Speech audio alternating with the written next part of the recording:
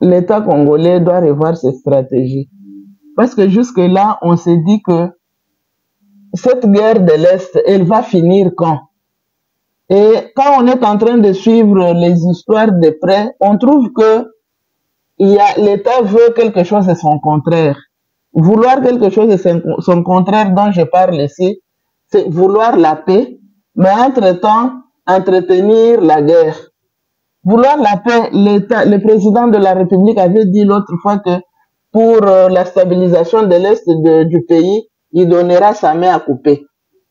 Et il y a eu recrutement de beaucoup de jeunes pour intégrer l'armée. Il y a eu beaucoup de jeunes qui ont été formés. Entre-temps, il y a eu également des stratégies qui étaient mises en place pour l'état de siège. Mais on se demande pourquoi cette guerre persiste à l'est du pays.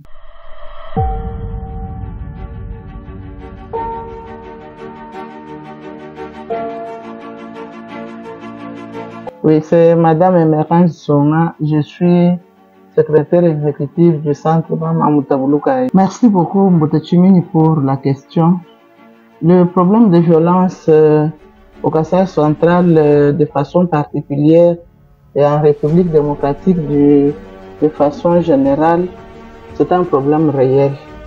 Les violences existent et les femmes sont les plus victimes parce que nous avons des coutumes et des traditions qui entraînent la femme à être considérée comme un être inférieur.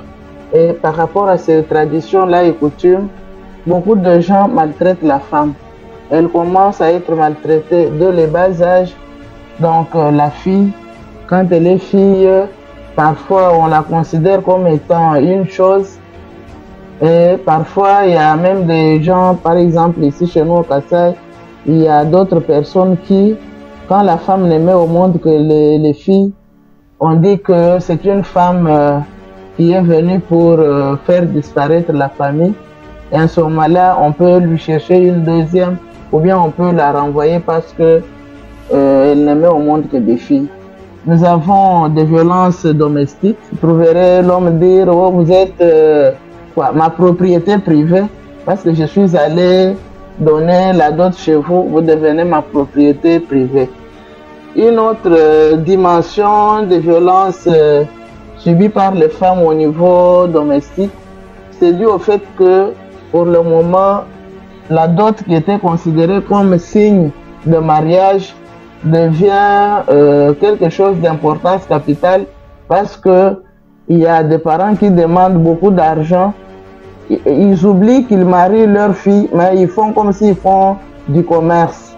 Et en faisant ça, les gens, ou bien la personne qui donne son argent, quand elle ramène la fille à la maison, cette personne-là commence à la traiter comme elle veut, parce qu'elle a donné beaucoup pour pouvoir avoir cette femme-là.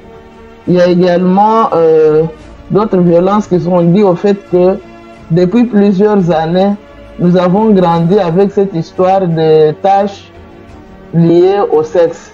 C'est-à-dire, les femmes doivent faire ça, les hommes ne peuvent pas faire ça.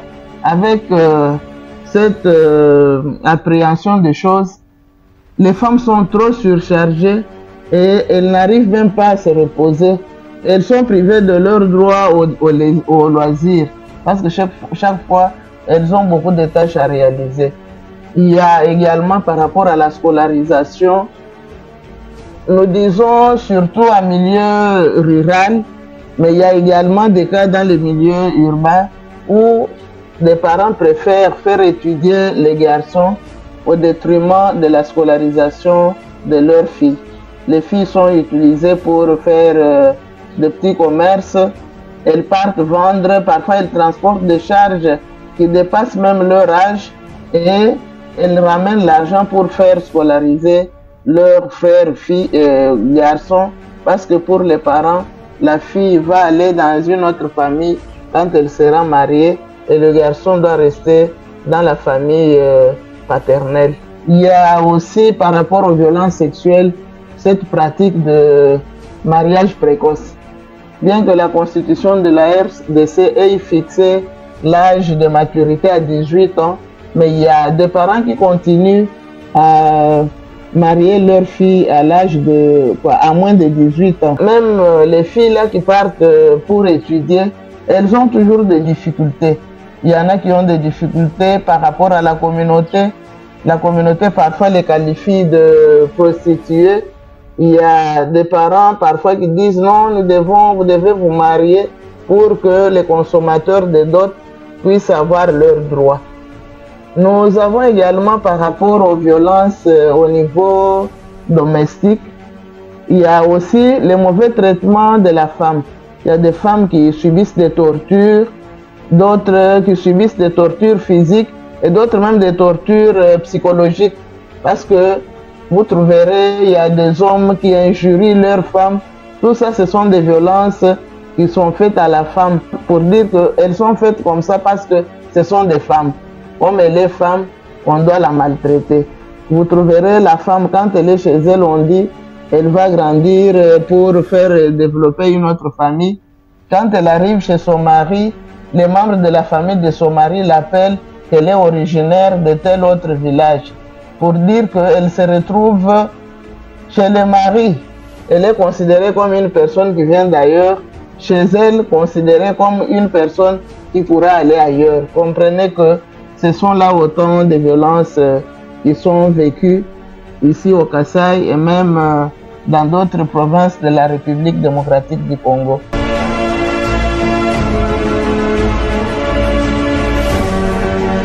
Je crois que par rapport au milieu professionnel et scolaire, cette histoire d'harcèlement sexuel, quand on veut vous promouvoir, on vous demande d'abord de coucher avec l'autorité.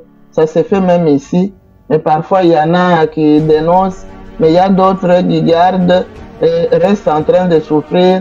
Au lieu de monter de grade, elles restent avec le même grade parce qu'elles ont refusé de coucher avec les responsables. Au niveau des écoles ou des instituts supérieurs ou universités, j'en ai parlé ici, c'est pour avoir des points, pour monter des classes. Et tout ça, ce sont des violences qui sont subies par les femmes parce qu'on est dans une société où parfois les gens ne sont pas punis sévèrement. On voit parfois certains bourreaux sortir parce que la loi interdit la liberté provisoire pour les cas de violence sexuelle. Mais nous trouvons parfois les gens qui sont libérés parce qu'ils ont des immunités, des histoires pareilles. Ça favorise aussi, ça renforce davantage les violences sexuelles.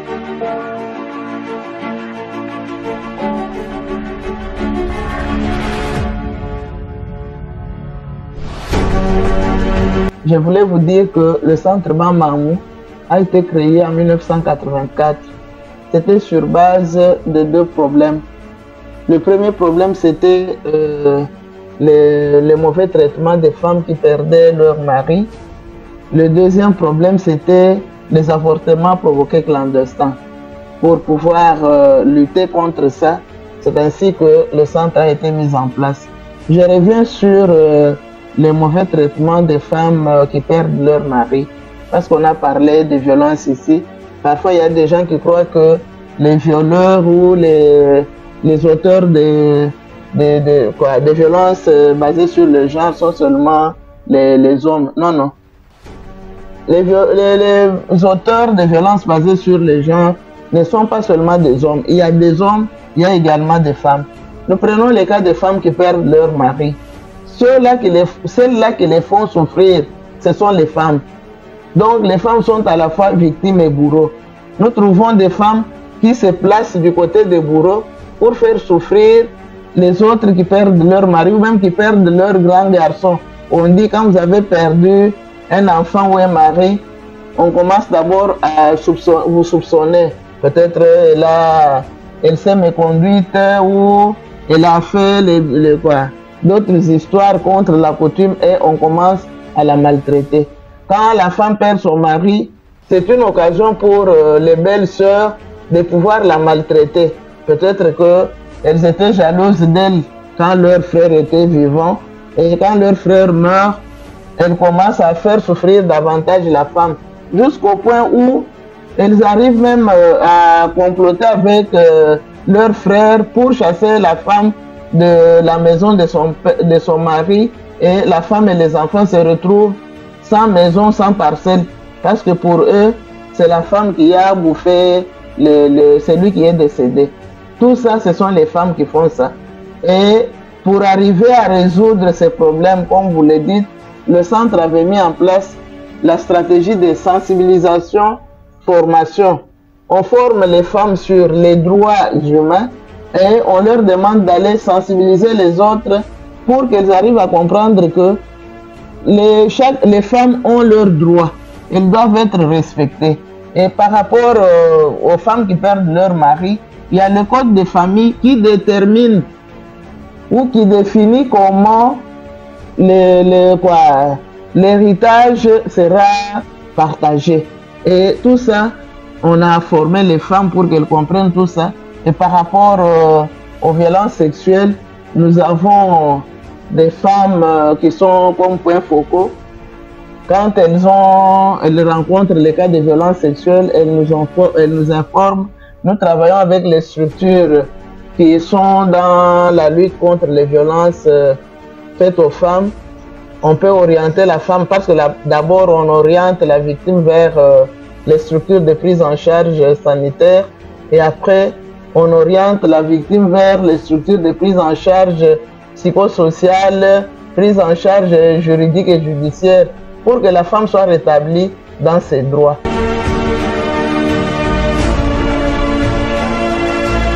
Nous pouvons nous féliciter par rapport au travail que nous avons abattu parce que nous avions au départ identifié les causes des problèmes que connaissaient les femmes. Nous avons mis en place des activités pour arriver à corriger tout ce qui se faisait. Par exemple, nous avons organisé la formation professionnelle pour les femmes qui n'avaient pas de moyens et qui allaient se faire violer parce qu'elles n'avaient pas de moyens. Nous avons organisé des activités de formation, de sensibilisation et les femmes ont compris qu'elles avaient les droits et elles pouvaient s'exprimer librement et dénoncer ceux-là qui les violaient. Ce sont là les activités que nous avons réalisées. Dans le cadre de ceux-là qui sont violés, celles-là qui sont violées, nous avons organisé des activités de réinsertion socio-économique et on trouve qu'actuellement, avec l'augmentation de leurs revenus, elles commencent à se défendre et les gens commencent, ceux-là qui les maltraitaient, commencent à reculer parce qu'ils voient que ces femmes-là commencent à avoir quand même un revenu.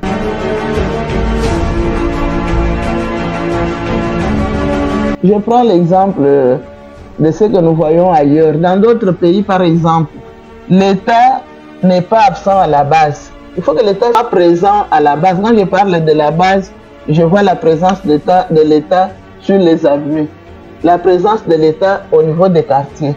Si l'État fonctionne réellement au niveau des avenues, au niveau des quartiers, on peut arriver à réduire on peut arriver à éliminer les violences basées sur le genre au niveau des quartiers. Si on a par exemple au niveau des avenues, les gens qui représentent l'État valablement. Ce qui veut dire que si ces gens-là sont là, ils vont surveiller. Et les gens qui maltraitent les femmes auront peur. Les gens qui veulent marier leur fille très tôt auront peur. Les gens qui veulent sortir leur fille de l'école pour les mettre à faire des travaux afin de pouvoir subvenir aux besoins de la famille auront peur parce que l'État va surveiller. Quand nous on était encore enfants, je me rappelle, il y avait des policiers qui circulaient dans nos quartiers très tôt matin. Quand ils trouvent une personne majeure à la maison, on l'interpelle. Ce qui fait que les majeurs prenaient des dispositions. S'ils restent à la maison, ils s'enferment dans la maison. En ce moment-là, s'ils s'enferment, il ne va pas poser de dégâts sur la rue. La même chose pour les femmes. Si on trouve qu'au niveau des quartiers, ou bien au niveau des avenues, il y a des gens qui surveillent, ou bien qui protègent la fille et la femme, ceux-là qui orchestrent des violences contre les femmes pourront être découragées et on pourra résoudre les problèmes. L'État congolais doit revoir ses stratégies. Parce que jusque-là, on s'est dit que cette guerre de l'Est, elle va finir quand? Et quand on est en train de suivre les histoires de près, on trouve que l'État veut quelque chose de son contraire. Vouloir quelque chose de son contraire dont je parle ici, c'est vouloir la paix, mais entre-temps, entretenir la guerre.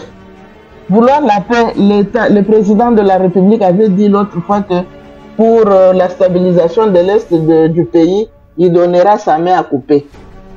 Et il y a eu recrutement de beaucoup de jeunes pour intégrer l'armée. Il y a eu beaucoup de jeunes qui ont été formés. Entre-temps, il y a eu également des stratégies qui étaient mises en place pour l'état de siège. Mais on se demande pourquoi cette guerre persiste à l'est du pays. Moi, je propose que l'État congolais organise une rencontre avec toutes les couches de la population pour traiter sur la situation de l'est du pays au vu de la résolution 1325 des Nations Unies. Qu'est-ce que nous avons fait et qu'est-ce qu'on doit faire pour que les femmes de l'Est trouvent quand même la paix? Elles souffrent. Elles souffrent.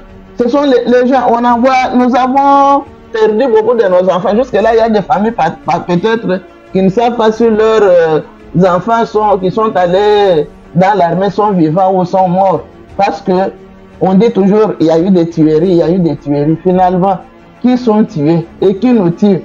C'est nous-mêmes qui nous tuons ou bien ce sont les Rwandais ou les Burundais ou quoi, les Ougandais dont on parle qui nous tuent? Pour la nation congolaise, je demande à ce que nous soyons unis, qu'on soit unis pour pouvoir vaincre l'ennemi qui est en train de nous travailler à l'est du pays. L'ennemi nous attaque, l'ennemi cherche à nous détruire, l'ennemi cherche à nous prendre une partie de notre terre. Nous devons nous unir pour que nous ne puissions pas lui donner la chance de pouvoir nous diviser. Merci.